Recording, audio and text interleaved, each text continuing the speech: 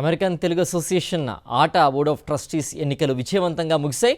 2025 నుంచి 2028 పదవీ కాలానికి సంబంధించిన ఎన్నికల ఫలితాలు సరికొత్త రికార్డు క్రియేట్ చేశాయి. ఆటా చరిత్రలోని first time non slate members విజయ ఢంకా మోగించారు. లైఫ్ మెంబర్షిప్ కేటగిరీలో 9 బోర్డ్ ఆఫ్ ట్రస్టీస్ పదవులకు గాను 4 స్లేట్ అభ్యర్థులు గెలుపొందగా 5 నాన్ స్లేట్ అభ్యర్థులు విజయం సాధించి ప్రత్యేకతను చాటారు.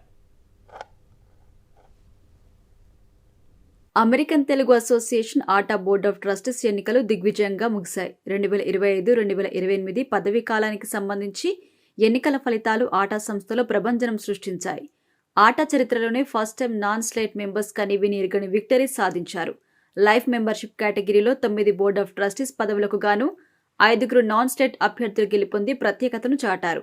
సాధారణంగా బీఓటీ ఎన్నికల్లో ఆటా బోర్డు అపాయింట్మెంట్ చేసిన నామినేషన్ కమిటీ ద్వారా రికమెండ్ చేసిన స్లేట్ అభ్యర్థులు విజయం సాధిస్తుంటారు. కానీ ఈసారి అందుకు భిన్నంగా నాన్ స్లేట్ మెంబర్స్ అధిక స్థానాలు కైవసం చేసుకున్నారు. ఆటా హిస్టరీలోనే మునిపెన్నడూ చూడని విధంగా లైఫ్ మెంబర్షిప్ కేటగిరీలో 5 నాన్ స్లేట్ అభ్యర్థులు విజయ ఢంకా మోగించారు. నాన్ స్లేట్ నుంచి లాస్ ఏంజల్స్ వాసి విజయ్ రెడ్డి తూపల్లి, చికాగో వాసి రామిరెడ్డి వెంకటేశ్వర, ఆర్వి రెడ్డి విజయం సాధించారు. అలాగే Vijay Kanduru, New Jersey, Vishnu Madhavaram, Virginia, Srinivas, Srirama, Atlanta non slate నుంచి గెలిచిన వారిలో ఉన్నారు.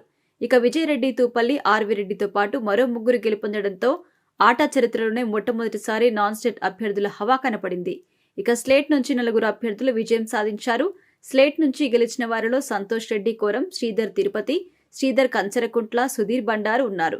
న్యూజెర్సీ వాసి సంతోష్ రెడ్డి కోరం అందరికంటే ఎక్కువ ఓట్లు సాధించి మొదటి స్థానంలో నిలిచారు. గ్రాండ్ ప్యాటర్న్ కేటగిరీలో కాశీ విశ్వనాథ్ రెడ్డి కొత్త, రామ్ మట్టపల్లి, శ్రీధర్ బానాల స్లేట్ నుంచి గెలిచారు. ప్యాటర్న్ కేటగిరీలో 1 స్లేట్ నుంచి, 2 నాన్ స్లేట్ నుంచి గెలిచారు.